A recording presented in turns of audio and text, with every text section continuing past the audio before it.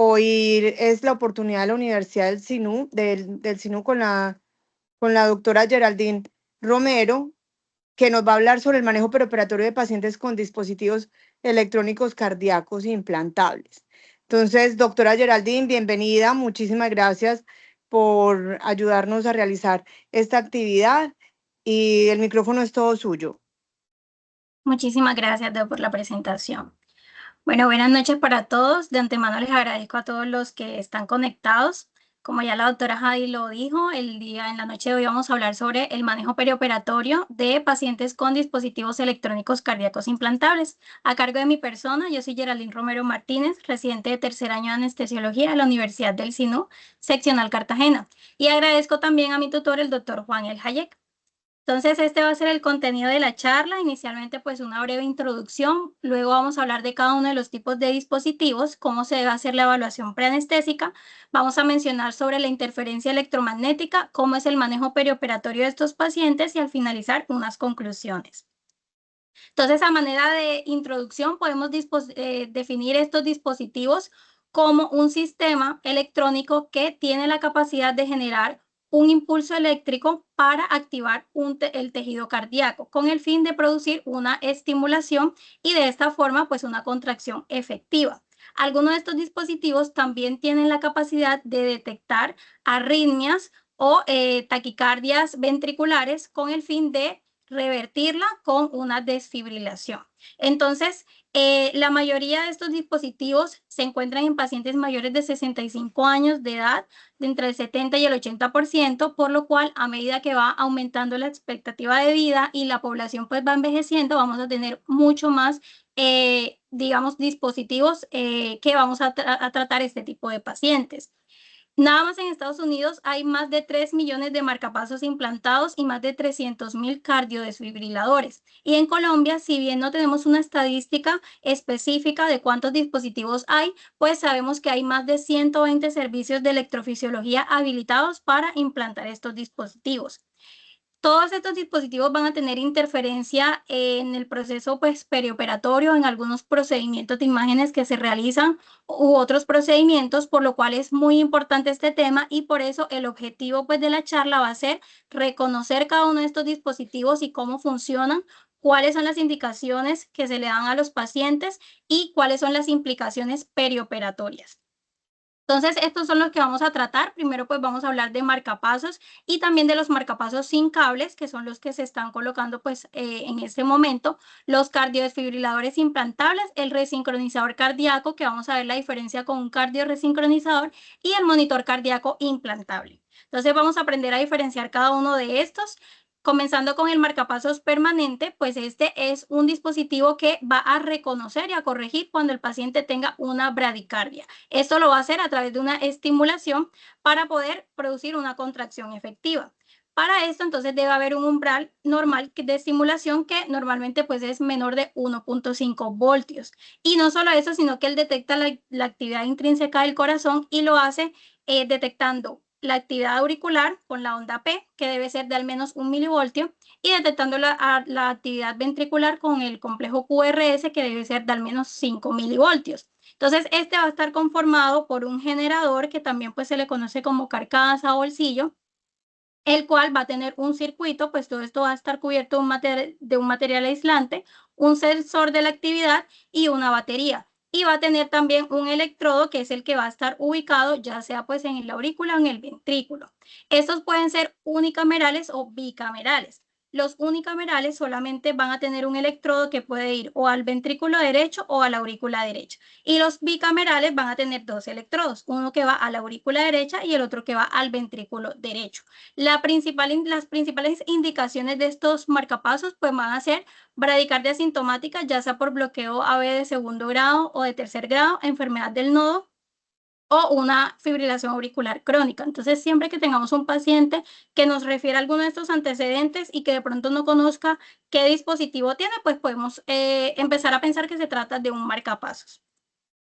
Entonces, ¿cómo lo vamos a diferenciar en el electrocardiograma? Pues anteriormente venían estos marcapasos que tenían un ánodo, pues que se ubicaba en el generador y un cátodo que se ubicaba en la punta del electrodo. Entonces tenía que hacer todo este recorrido, la estimulación, y por eso se generaba una espiga bastante grande y bastante visible. Actualmente la mayoría de marcapasos pues ya vienen con el cátodo y el ánodo cerca, entonces el recorrido es mucho más corto, por lo cual la espiga pues va a ser mucho más pequeña y no se va a ver en todas las derivadas. Además que si el paciente tiene una frecuencia más alta de lo que tiene indicado el marcapaso, pues no va a tener espiga porque va a estar inhibido. Pero es una buena forma de reconocerlo aquellos que tengan pues la espiga. Entonces aquí, por ejemplo, podemos ubicar un marcapasos que tiene una espiga antes de cada onda P. Por lo tanto, podemos saber que este es unicameral porque se encuentra en la aurícula, ¿cierto? Como les había mencionado, la estimulación auricular. Y este, por el contrario, se encuentra la espiga antes de cada complejo QRS, por lo cual es unicameral y es ventricular. Y por acá tenemos uno que es bicameral. Miren que antes de cada onda P y antes de cada complejo QRS, pues presenta una espiga. Entonces, eso sería una buena forma de reconocerlo en el electrocardiograma. ¿Cómo lo vamos a reconocer en las radiografías? Pues aquí tenemos un electrodo que va al ventrículo, entonces ya yo sé que ese es un marcapasos unicameral, solamente vemos un electrodo. Y por acá tenemos uno que tiene dos electrodos, uno que va a la aurícula, que es este, y otro que va al ventrículo, que es este. Entonces ya sabemos que ese es un marcapasos permanente bicameral. Es importante reconocer la nomenclatura porque pues de esto va a depender cómo está programado el marcapasos. Entonces vamos a tener 5 posiciones. La primera va a ser la cámara estimulada, que puede ser A de aurícula, V de ventrículo, o dual, que puede ser tanto auricular como ventricular. La cámara sensada, que puede ser ninguna o cualquiera, pues aurícula, ventrículo o dual. La respuesta a lo sensado, que puede tener pues digamos un trigger o puede estar inhibida la respuesta. Y la modulación de la frecuencia, que sería la posición 4. En este caso, pues se va a modular la frecuencia de acuerdo, por ejemplo, si el paciente tiene alguna actividad física, está haciendo ejercicio, o si tiene alguna condición que le aumente pues la frecuencia cardíaca, el marcapasos va a modularse de acuerdo a eso. Y la estimulación multisitio, que eso quiere decir que el marcapasos no solamente estimula en esa zona, sino en múltiples sitios del corazón. Entonces, generalmente cuando se trata de un marcapasos unicameral, pues puede tener configuración de cámara estimulada auricular, sensada auricular y, por ejemplo, respuesta a lo sensado inhibida. Y la modulación, o si es ventricular. Cuando es bicameral, generalmente pues está en modo dual en todas las posiciones. Pasando entonces al cardiodesfibrilador implantable, este no solamente detecta la actividad del miocardio por la frecuencia cardíaca, sino que también puede detectar arritmias ventriculares malignas.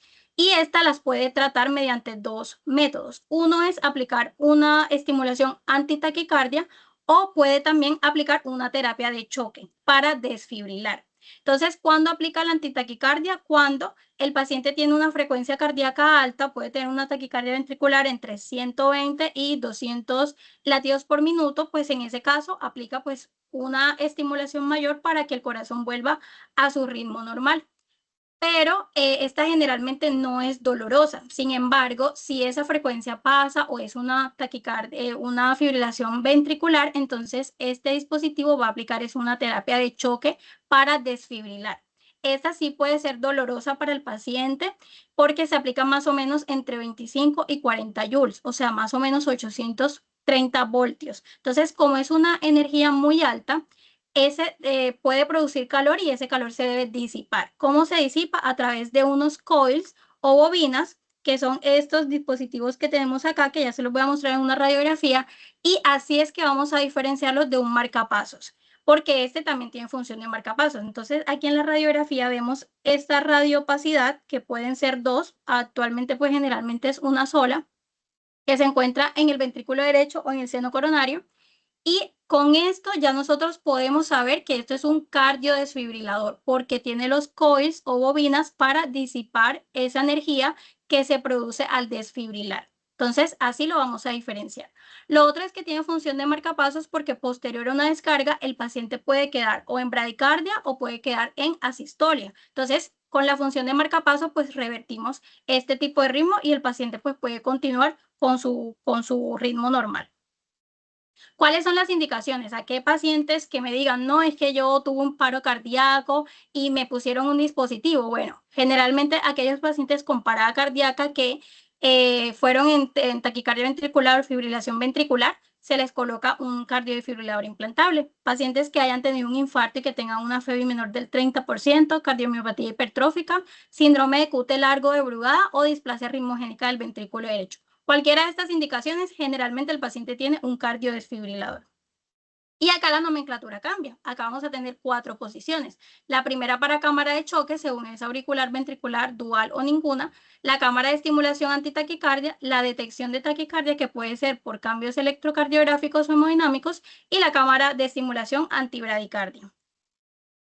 Pasando entonces al resincronizador cardíaco, ¿cómo lo vamos a diferenciar? Que es tricameral. ¿Listo? Aquí lo podemos observar.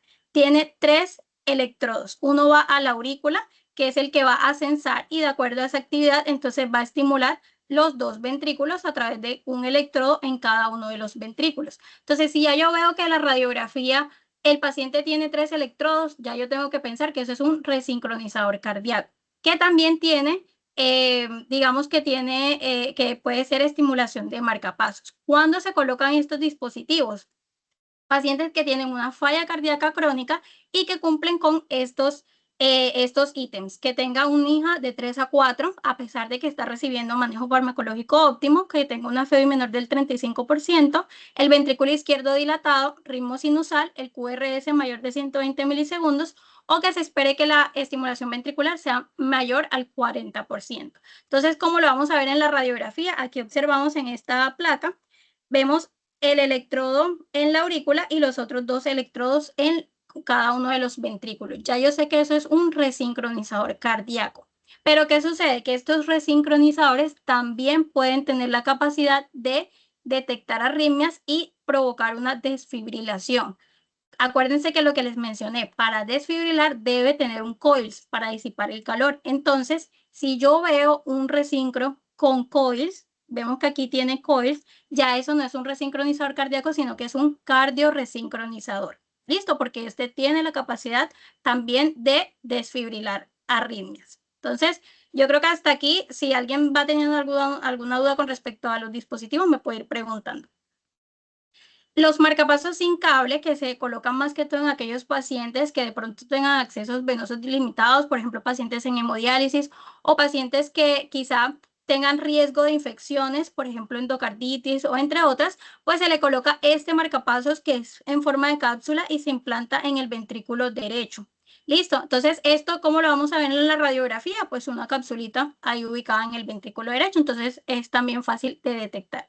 Y el monitor cardíaco implantable, que simplemente va a leer bucles, o sea, va a leer la actividad eléctrica del corazón y va a detectar cuando hay arritmia. Solamente es como una lectura, que puede ser hasta por 3 años, puede tener el paciente un monitor cardíaco implantable. Y pues realmente no tiene mayor repercusión, pero cuando se van a hacer algunos procedimientos es mejor descargar la información y borrarla, que eso pues lo hace quien programa, que puede ser el electrofisiólogo. Entonces, borra la información, pero ya descargarla, porque si hace algún procedimiento que tenga interferencia electromagnética, pues, dispositivo lo va a detectar como arritmias o actividades anormales del corazón y pues eso digamos que va a quedar ahí registrado. Entonces siempre descarga la información y borrarlo para hacer los procedimientos. Y así es como se va a ver en la radiografía. Generalmente se implanta en el cuarto espacio intercostal a nivel subcutáneo.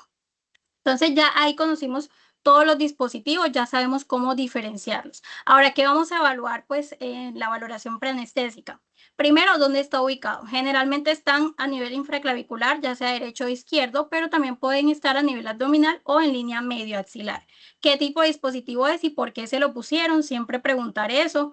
Y en el examen físico vamos a buscar el estado del bolsillo. El bolsillo también nos puede dar indicaciones porque generalmente el bolsillo del marcapasos es más pequeño que el de los demás dispositivos. Y bueno, el generador de bucle que es mucho más pequeño y es subcutáneo. Vamos a buscar si el paciente tiene signos de falla cardíaca descompensada, si tiene ortopnea, disnea, si tiene ruidos agregados a la auscultación pulmonar, presión venosa yugular, edema de miembros inferiores. Siempre hay que buscar si está descompensado. ¿Qué otras fuentes de interferencia electromagnética tiene ese paciente? Si, por ejemplo, tiene algún estimulador nervioso o si tiene implantes cocleares, derivación de hidrocefalia, si tiene dispositivos de asistencia ventricular, todo esto nos puede generar interferencias electromagnéticas. Si el paciente tiene alguna disfunción renal, hepática, neurológica, eso también lo debemos evaluar. Siempre vamos a buscar la tarjeta del dispositivo porque eso nos da bastante información de cuándo se implantó, qué tipo de dispositivo es, tomar siempre pues la radiografía de tórax siempre y cuando se pueda para ver qué tipo de dispositivo es si el paciente pues no tiene mayor información y siempre debemos preguntar cuándo fue la última revisión. Para marcapasos generalmente se permite hasta 1 año y para los demás dispositivos al menos 6 meses. Se puede hacer un electrocardiograma con y sin imán para ver la respuesta del imán, que más adelante voy a explicarles esta parte del imán, y el interrogatorio del dispositivo, que generalmente pues lo hace la casa fabricante o el electrofisiólogo, donde ellos van a evaluar el estado del ritmo, la función, la frecuencia cardíaca pues del paciente, si es dependiente o no, cuánto tiene la batería de duración, el umbral de impedancia, el historial de arritmia, pues ya ellos evalúan todo eso. Pero entonces, ¿qué sucede con estos dispositivos y por qué es tan importante que conozcamos la interferencia electromagnética? Porque pues resulta que cualquier aparato que nos pueda emitir una onda de radiofrecuencia entre 0 y 109 Hz nos puede generar una interferencia electromagnética con estos dispositivos. Y cuando se genera, entonces el dispositivo puede detectarlo como una falsa arritmia y generar una descarga que es inapropiada. O puede, por el contrario, detectarlo como que el paciente tiene una frecuencia cardíaca más alta para lo que está programado, por ejemplo, un marcapasos, y entonces inhibe su acción. Y si el paciente realmente tiene una bradicardia severa, entonces puede llevar a una sistolia. O también puede generarse que se reprograme a modo fábrica o que se agote la batería prematuramente o que haya falla en los cables. Entonces, todo esto nos lo puede generar la interferencia electromagnética. Cuando tenemos alto riesgo de interferencia electromagnética, aquellos procedimientos que son por encima del ombligo tienen mucho mayor riesgo que los que son por debajo del ombligo. Y cuando utilizamos electrocauterio unipolar. Esa es una de las principales fuentes de interferencia electromagnética, a diferencia del cauterio bipolar, que es mucho más segura. ¿Pero por qué? Recordando pues cómo es la unidad electroquirúrgica, aquí tenemos al paciente, entonces esta unidad está conectada pues al bisturí monopolar, que se le administra al paciente y esto pues va a transmitir una corriente entre 60 y 300.000 Hz, o sea, son energías muy altas que pasan al paciente y luego retornan a la unidad de electroquirúrgica a través de la almohadilla, que la conocemos como placa. Entonces, generalmente esta almohadilla debe ir distal al sitio donde está ubicado el dispositivo. Entonces, lo ideal sería decirle pues al cirujano que utilice un bipolar, sin embargo, pues no siempre está disponible el bipolar. Entonces, en caso de que haya un monopolar, lo que debemos hacer es decirle al cirujano que entonces haga ráfagas pequeñas de máximo 5 segundos. ¿Por qué? Porque estos dispositivos generalmente tardan entre 5 y 7 segundos en detectar arritmias. Entonces, digamos que si el cirujano hace 5 segundos y para, tenemos un poco más de seguridad de que el dispositivo no lo va a detectar como arritmia. Listo, entonces siempre es importante estar pendiente en ese momento de lo que está haciendo el cirujano. Y el bipolar tiene pues la unidad electroquirúrgica está unida al electrocauterio, pero este tiene, digamos que en la misma punta tiene las dos fuentes de entrada y de salida de energía. Entonces solamente va a transmitirla en el sitio donde se está operando. Por eso pues digamos que este es mucho más seguro, que es lo ideal. Afortunadamente pues en neurocirugía, en cirugía ocular pues se utiliza más que todo bipolar. ¿Qué otros procedimientos nos pueden generar alta interferencia electromagnética? Pues bueno, la radiación terapéutica, la cardioversión eléctrica, ablación por radiofrecuencia, miren los procedimientos el de electrocauterización endobronquial, la coagulación endoscópica con argón plasma, que en este caso pues también generalmente utilizan monopolar, cualquier procedimiento con electrocirugía gastrointestinal como esfinterotomía, polipectomía, los pacientes que también tienen dispositivos de asistencia ventricular y las resonancias magnéticas. O sea, en todos estos pacientes que nos pueden generar alta interferencia electromagnética, lo ideal sería reprogramar el dispositivo antes de llevarlos a estos procedimientos.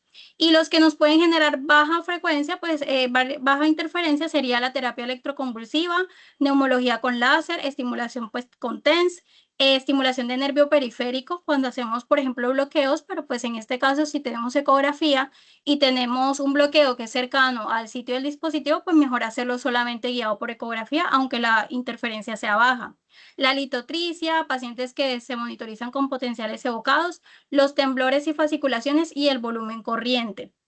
El volumen corriente principalmente porque se aumenta la impedancia y se aumentan las presiones torácicas y eso hace que el dispositivo detecte eso como actividad cardíaca. Entonces, por eso también estos volúmenes corrientes altos tenemos pues riesgo de interferencia electromagnética. Entonces, en este caso podría no reprogramarse el dispositivo. Pero ¿a qué me refiero con reprogramación? Entonces, cuando el dispositivo tiene modo de marcapasos, la reprogramación consiste en pasarlo a modo asincrónico. ¿Qué quiere decir esto? Que el dispositivo deja de tener en cuenta el ritmo del paciente y solamente va a tener el ritmo entre 80 y 100 latidos por minuto, independientemente de la actividad eléctrica del paciente. ¿Listo? Entonces, eso sería reprogramar el dispositivo cuando se trata de un marcapasos. Si se trata de un dispositivo que tenga capacidad de desfibrilar, ya sea un cardiodefibrilador o un cardiorresíncro o un resincronizador, este pues lo que va a hacer es que cuando lo reprogramamos, se desactivan las terapias de choque y la terapia antitaquicardia, pero no interfiere con el modo sincrónico para estimulación pues, de marcapasos. ¿Listo? Bueno, eso también va a depender y ahorita les voy a mostrar de la casa fabricante. Pero cuando reprogramamos uno de estos dispositivos, eso es lo que se hace. Se desactivan las terapias de choque y la terapia antitaquicardia. También se va a inactivar la frecuencia en reposo y se aumentan los umbrales de captura. Entonces, ¿qué sucede con las resonancias? Que si yo tengo un paciente que, por ejemplo, le implantaron el dispositivo hace un mes, alguna literatura dice que hace menos de 6 semanas, vamos a tener riesgo de movimiento del dispositivo. Ya después de 6 semanas ese riesgo disminuye porque pues ya hay tejido fibrótico alrededor, ya eso está mucho más pegado, por decirlo de alguna manera. Entonces, idealmente esperar al menos ese tiempo, si se puede esperar pues para hacer la imagen. También tenemos riesgo de calentamiento de electrodos, de lesión térmica, de aumento del umbral de estimulación, de pérdida de la captura, entre otros. Pero entonces los dispositivos actualmente vienen con algo que se llama condicional para resonancia. ¿Qué quiere decir esto? Que si se cumplen ciertas condiciones, el paciente puede llevar a la imagen, puede ser llevado a la imagen para realizarle la resonancia. ¿Cuáles son esas condiciones? Uno, que haya monitorización. Siempre debe haber monitorización. 2, que el campo magnético de la resonancia esté entre 1.5 y 3 Tesla. Listo, esas son, digamos que las condiciones y lo ideal también sería que haya una persona que pueda reprogramar el dispositivo al finalizar el procedimiento. Entonces, si se cumplen con estas condiciones y el dispositivo trae la marca de condicional, se podría realizar el procedimiento. Pero, entonces, ¿cómo vamos a cuáles vamos a reprogramar y cuáles no? Si es marcapasos, pues realmente tienen poco material ferromagnético, así que tenemos poco riesgo de que se desplacen, pero igual puede haber una estimulación inapropiada o una inhibición de la estimulación. Entonces, en aquellos pacientes que son dependientes de marcapasos, se debe reprogramar en modo asincrónico. Si no es dependiente, se podría llevar a la resonancia. Y cuando tienen desfibriladores, o sea, capacidad de desfibrilar, siempre se debe reprogramar al paciente. En este caso no funciona el imán, entonces en esto siempre se debe reprogramar. Cuando los pacientes tienen cables abandonados, pues se podrían retirar, pero realmente la mortalidad de retiros por cables de 1 a 2%, a diferencia pues de las imágenes. Entonces, si el dispositivo que tenía condicional para resonancia, se podría pues llevar el procedimiento y no retirar los cables. Entonces, este es como un resumen de qué hacer en la resonancia. Identificamos el dispositivo, se interroga y si es dependiente del marcapaso, se pone en modo asincrónico y si es desfibrilador, se desactivan las terapias, o sea, se reprograma. Y se lleva siempre monitorizar y al finalizar se debe reinterrogar el dispositivo para restaurar la programación inicial y por eso la importancia de que haya alguien que pueda reprogramar este dispositivo. En cuanto a la parte quirúrgica, entonces vamos a definir si el paciente tiene cirugía por encima del ombligo o por debajo del ombligo. Si es por debajo del ombligo, vamos a mirar si el dispositivo está en el abdomen. Si no está en el abdomen, sino que está arriba y la cirugía es por encima del ombligo, entonces por debajo del ombligo, perdón, se puede llevar al procedimiento sin ningún problema. Pero si el dispositivo está en el abdomen, hay que llamar a electrofisiología o a la casa fabricante para que nos dé indicaciones acerca de la reprogramación del dispositivo. Ahora, si la cirugía es por encima del ombligo, y el dispositivo está también por encima del ombligo, entonces vamos a definir si es un desfibrilador o si es un marcapasos. Si es un desfibrilador y la cirugía es por encima del ombligo, hay que reprogramarlo. Listo, hay que llamar a electrofisiología o a la casa fabricante para que lo reprograme.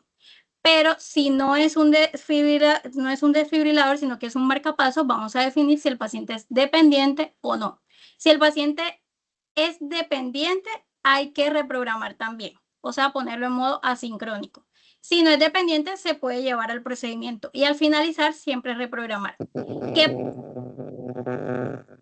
qué, qué pasa cuando no tenemos la posibilidad porque es una cirugía de urgencia, no se puede esperar a que el electrofisiólogo lo valore? Entonces, en ese caso, podríamos utilizar un imán.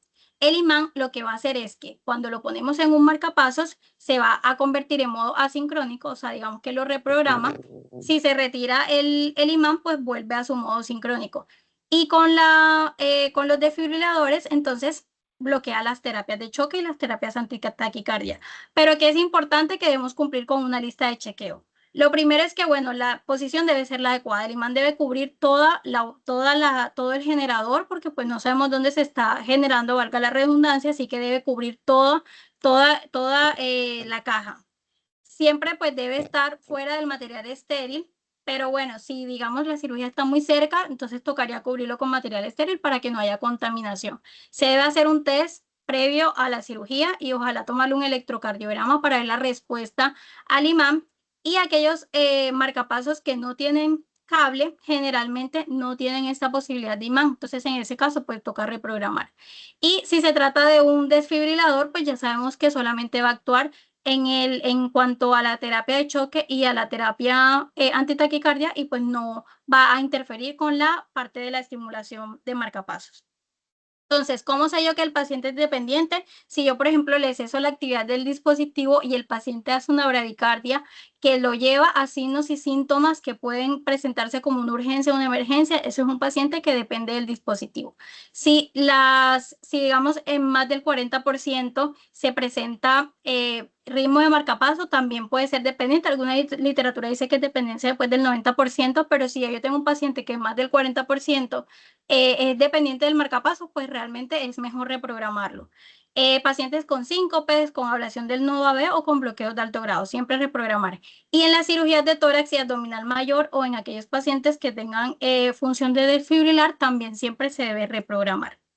Aquí, dependiendo de la casa fabricante, pues va a tener unos modos o una frecuencia de reprogramación. Por ejemplo, miremos que Biotronic, cuando se pone en modo asincrónico, pues va a tener unos latidos de 90 latidos por minuto, a diferencia de Boston, que tiene 100, Medtronic 85, entre otros. Pero esto va a depender de la batería. Si la batería está en el tiempo de reemplazo electivo, o sea que ese dispositivo se debe cambiar entre 3 y 6 meses, pues en ese caso va a disminuir la frecuencia. O sea, ya por ejemplo, Biotronic no va a tener 90, sino 75. Medtronic no va a tener 85, sino 70. Entonces se disminuye la frecuencia. Y si el dispositivo está en end of life, o sea, al final de la vida, toca sí o sí llamar para que le cambien la batería a ese dispositivo.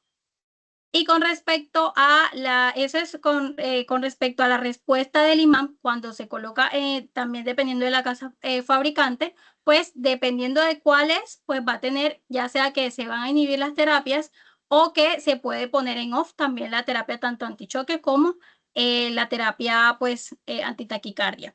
Pero vemos, por ejemplo, que el de Biotronic, cuando uno le coloca un imán por más de 8 horas, él inmediatamente después de 8 horas va a volver a su actividad normal. Entonces, poner un imán por más de 8 horas, pues no se puede porque va a volver a su actividad normal. ¿Qué consideraciones entonces debemos tener en el intraoperatorio? Siempre debemos monitorizar muy bien a estos pacientes. Idealmente, colocarle 5 derivadas, siempre las 5 derivadas, y bloquear o desactivar el filtro de artefactos en el monitor. Si se puede tomar una línea, sería pues lo mejor. Tener a la mano desfibrilador y cardioversor. Podemos tener también marcapasos transcutáneos o marcapasos transvenoso. Idealmente sería el transvenoso, que es más seguro, pero muchas veces el acceso es más difícil, entonces por eso con el transcutáneo se podría, nos podríamos pues ir con ese, y se deben colocar las almohadillas de manera anteroposterior a más de 8 centímetros de distancia del dispositivo.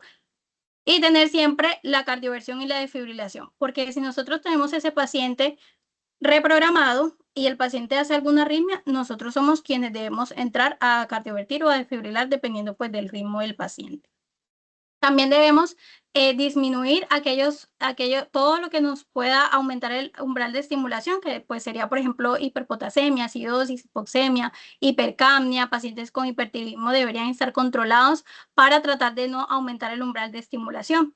Evitar algunos medicamentos como la succinilcolina o la ketamina que nos pueden provocar mioclonías y fasciculaciones, y esto pues se puede detectar como actividad eléctrica cardíaca. Y en caso de que sí o sí pues tenga que usar succinilcolina, que es en casos muy pocos casos, pues se podría hacer una dosis de precurarización con rocuronio a 0.03 miligramos por kilo, y así evitamos pues las fasciculaciones.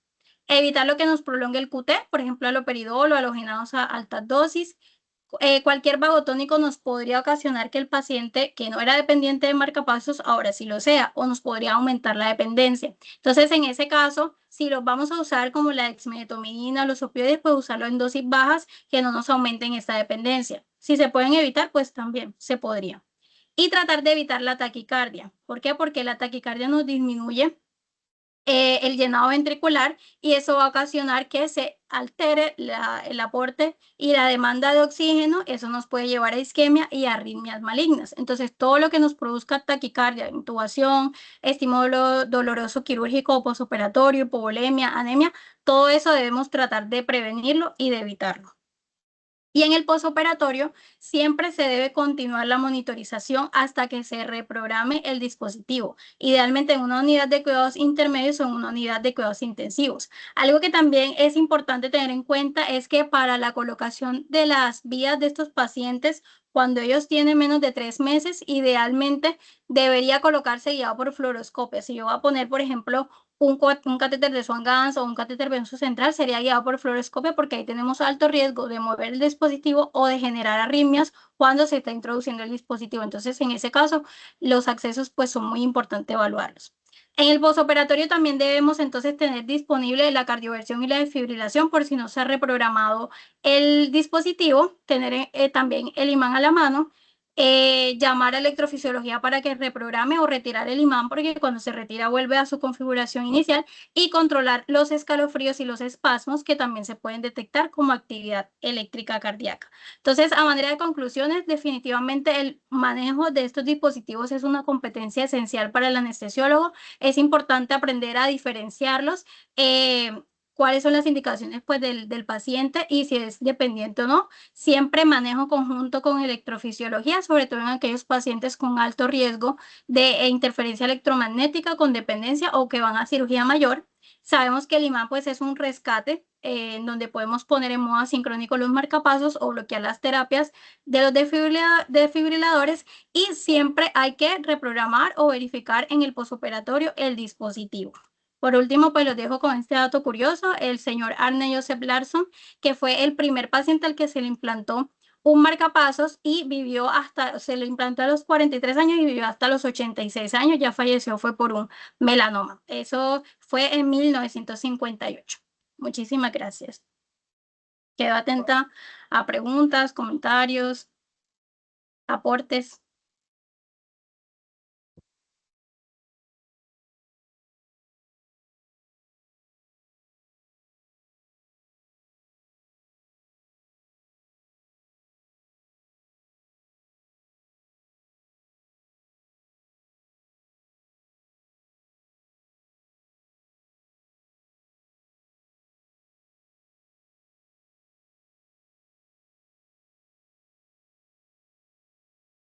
Muy bien, doctora, muy concisa su presentación y muy práctica. ¿Alguien tiene alguna pregunta? Muchas gracias, doctora.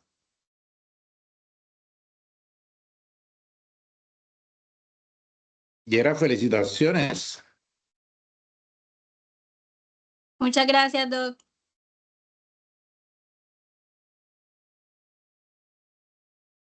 ¿Alguna pregunta, alguna inquietud, algún comentario? Buenas noches, doctora Geraldine. Le habla Sebastián Merlano. Bueno, yo quiero concluir la charla muy buena, muy explícita y muy completa. Pero entonces quiero concluir de esta manera.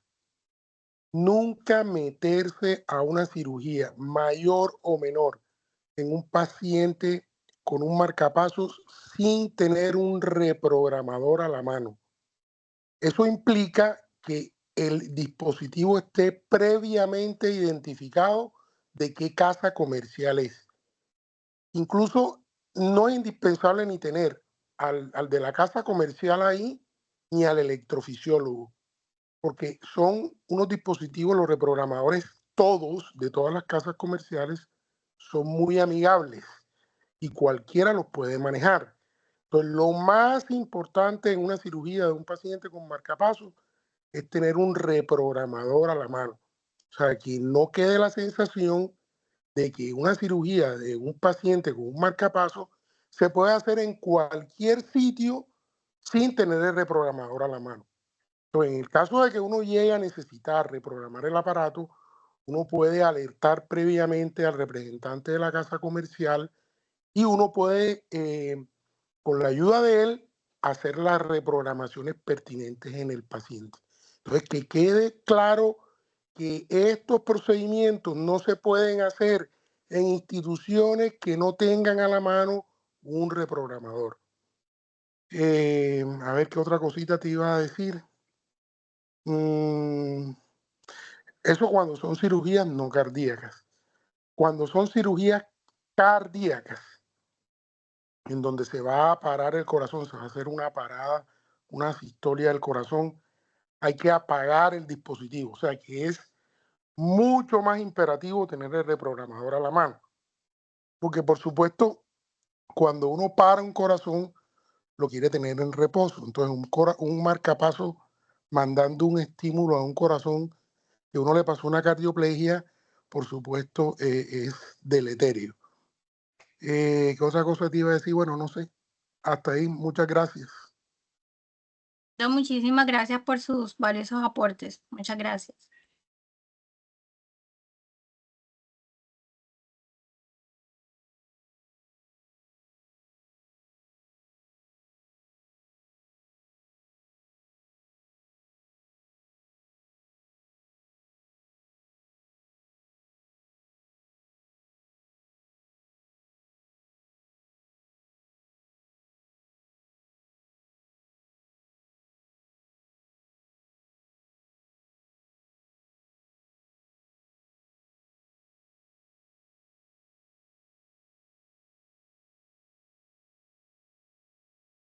No sé si alguien tiene alguna otra pregunta, algún aporte.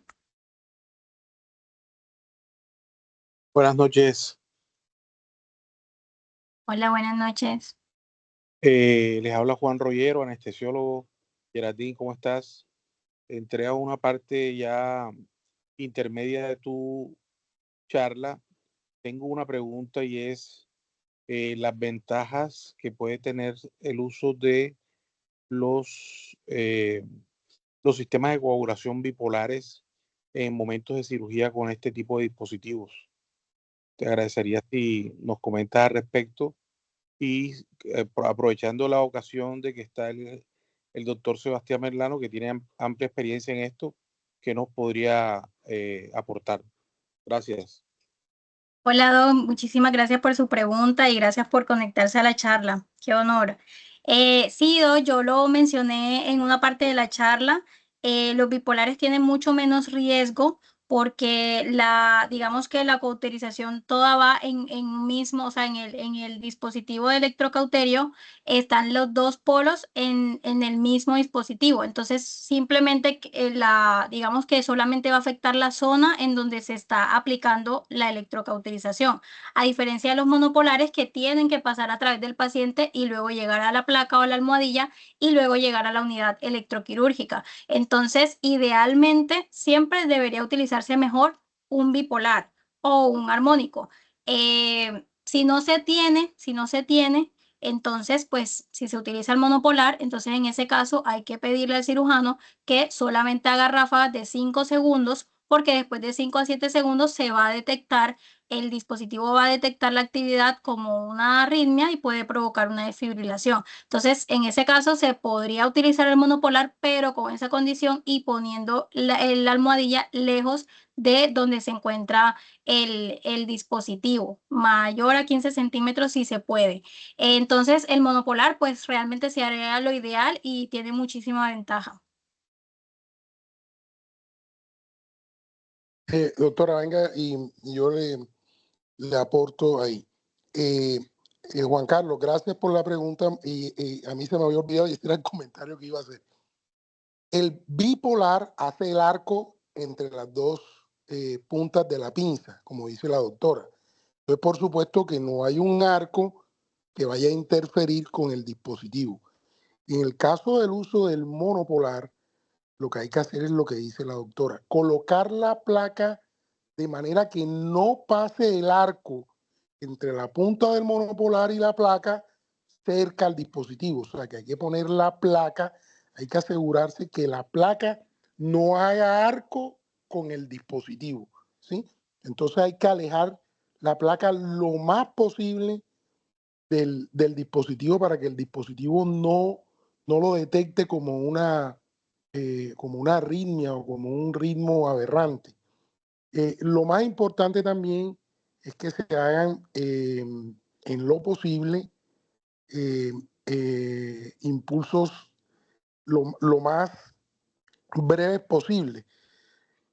Por supuesto que en una cirugía es muy difícil controlar que un cirujano use un monopolar 5 segundos o 2 segundos. Tendría uno que estar viendo qué hace.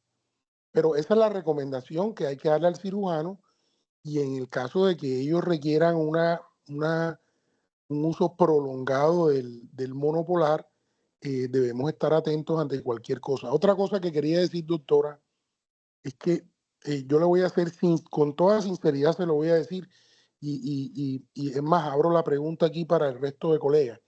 Yo nunca en 26 años he colocado un imán, nunca. Y le voy a decir la razón por la cual nunca lo he colocado. Primero, porque me parece que en las diferentes casas comerciales la respuesta al imán es errática. Y yo que estoy 100%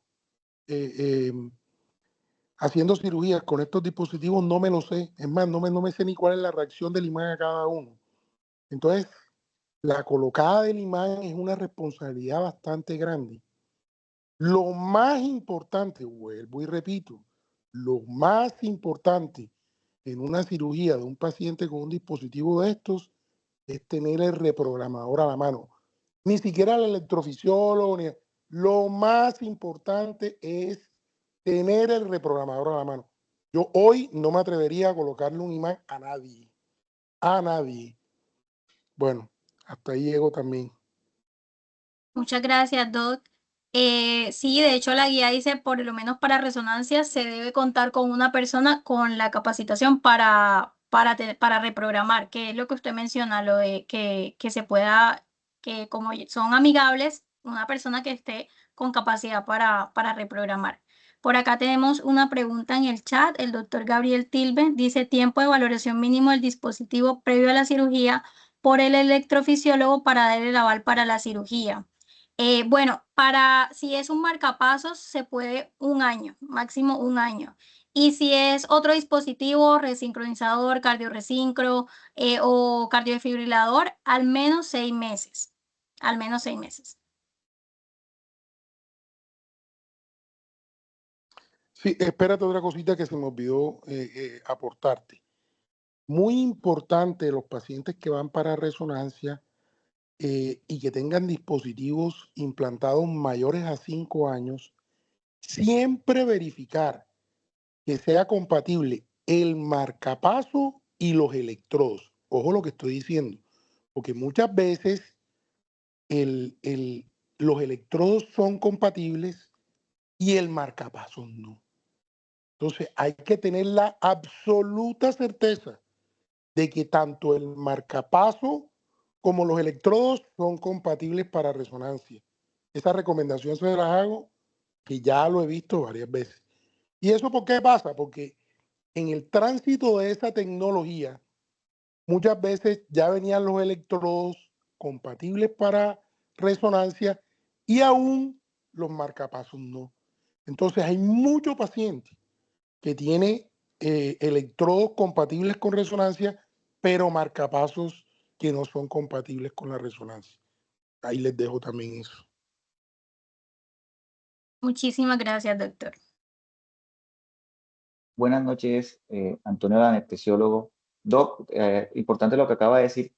Uno como anestesiólogo, ¿cómo sabe si es compatible o no compatible con la resonancia? Me llamó bastante la atención eso.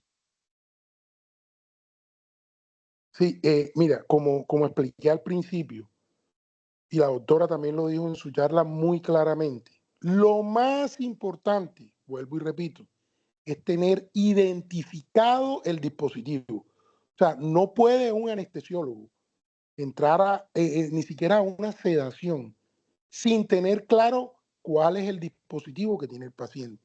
Y eso incluye la compatibilidad o no. ¿De acuerdo? Por lo general, la doctora lo explicó muy claramente, una vez implantado el dispositivo, al paciente se entrega un carnet en donde dice la fecha de implante, quién lo implantó, qué tipo de dispositivo es. Y en casos de dudas, eso sí puede existir, en casos de dudas, uno con la referencia que aparece en el carnet se comunica con la casa comercial y la casa comercial le da toda la información de ese dispositivo. Otra cosa que también quería aportarles es que estos dispositivos actualmente son unos holter permanentes. O sea, uno puede saber la historia del comportamiento del ritmo cardíaco del paciente cuando tiene estos dispositivos. Entonces, vuelvo y repito, lo más importante es el tener el reprogramador ahí, porque uno puede sin tener un conocimiento galáctico, saber todos los eventos, porque el dispositivo se los dice a uno, todos los eventos de arritmia que tuvo el paciente. Entonces es muy importante tener el reprogramador. Es muy importante. O sea, el día de hoy, 2026, un anestesiólogo que se meta a hacer un procedimiento sin tener el reprogramador ahí es un pecado mortal. Bueno, hasta ahí dejo también.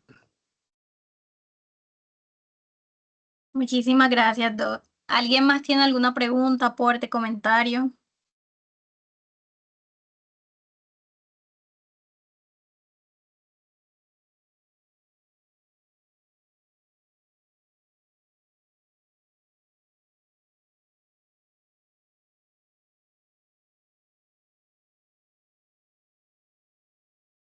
Bueno, si no hay más preguntas, muchísimas gracias a todos por asistir. Muchísimas gracias, Doc, por todos sus aportes. Gracias a mi asesor, gracias a todos y que tengan feliz noche. Bueno, doctora, mil gracias. Y muchas gracias a todos. Muchas gracias. Feliz noche. Felicitaciones. Muy Feliz bien. noche. Felicitaciones. Muchas gracias, Doc.